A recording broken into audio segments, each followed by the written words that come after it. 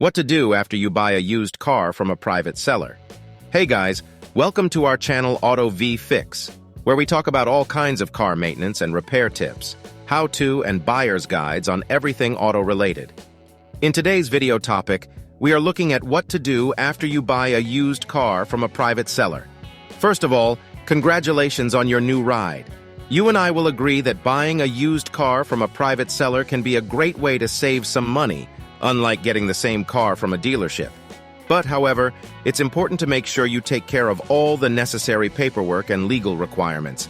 And that is where this video comes in handy to take you through all the necessary steps you need to consider or take after you buy a used car from a private seller. And I will go through these steps with you by discussing the following questions we get asked all the time by new used car buyers. 1. When I buy a car from a private seller, can I drive it home too? Do I need to go to the DMV after buying a used car? 3. Paperwork for buying a used car from a private seller. 4. What to do when you buy a used car from a private seller. 5. What to do about license plates when buying a used car. So with that, let's dive in fully, but before we do, please take a moment to subscribe to our YouTube channel and turn on the notification for our car maintenance and repair video tips and tutorials.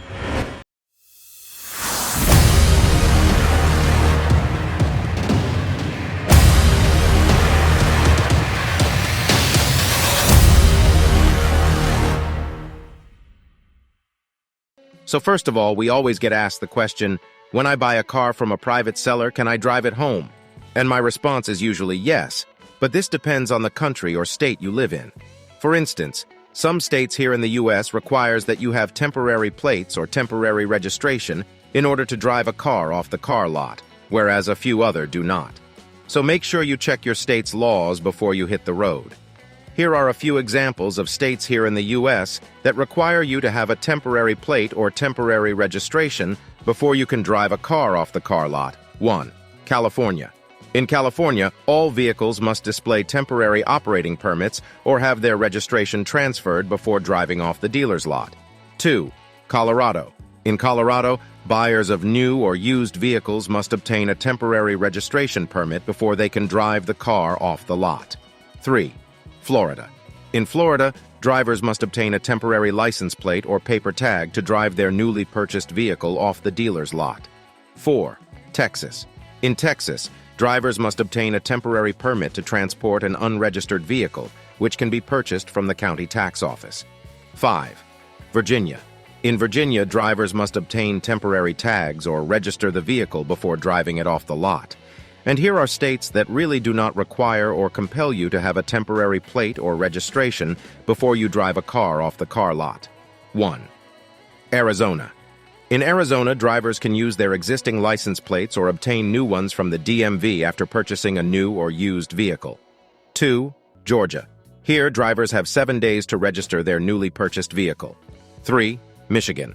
In Michigan, drivers can use their existing license plates or obtain new ones from the Secretary of State after purchasing a vehicle. 4. Oregon. Oregon law allows drivers 30 days to register their newly purchased vehicle. 5. Pennsylvania. In Pennsylvania, drivers can use their existing license plates or obtain new ones from the DMV after purchasing a vehicle. Do you need to go to the DMV after buying a used car? The next question that comes up a lot is, do I need to go to the DMV after buying a used car? Again, this will depend on the state you're living in. In some states, you'll need to visit the DMV to register the car and get new plates.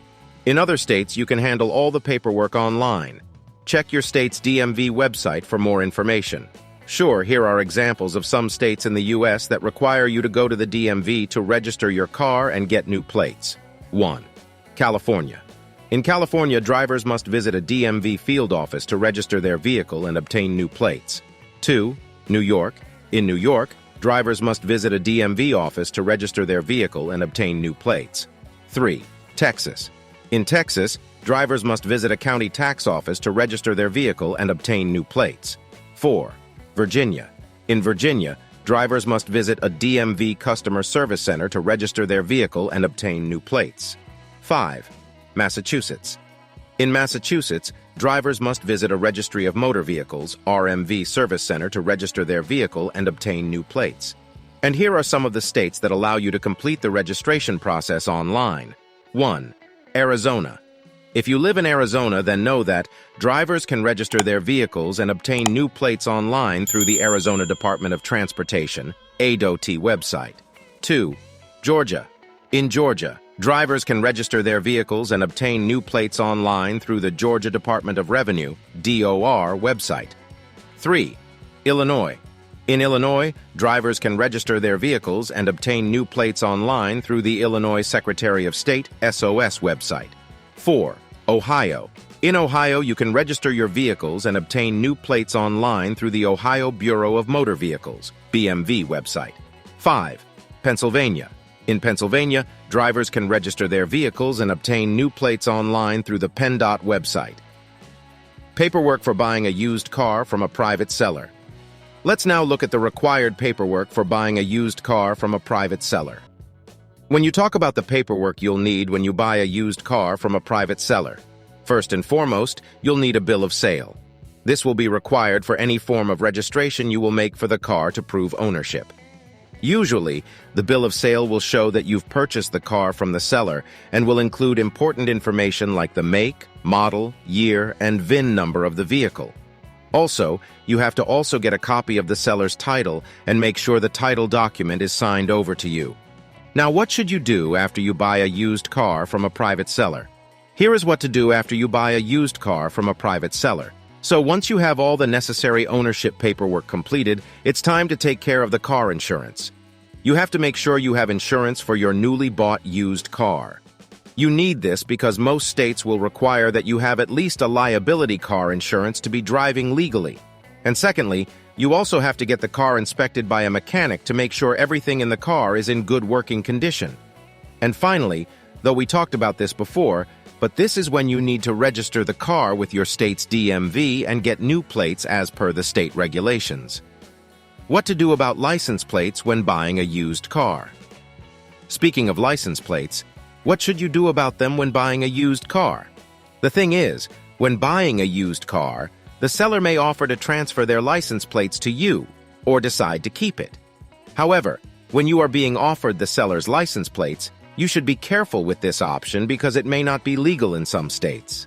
So it is important to check with your state's DMV to determine whether you can transfer the plates or if you need to obtain new ones. And if you find out that it is legal for the seller to give you their plates, then make sure you transfer them to your name. Basically, buying a used car from a private seller can be a great way to save money.